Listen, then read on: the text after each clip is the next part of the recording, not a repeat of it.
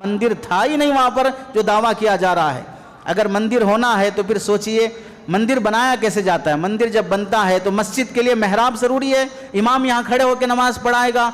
मंदिर बनने के लिए वहां पर तवाफ करने के लिए मंदिर के बीच में शिवलिंग की शक्ल बनाकर तवाफ की जगह बनाई जाती है। पूरे संभल की मस्जिद में कहीं भी घूमने की जगह है ही नहीं है।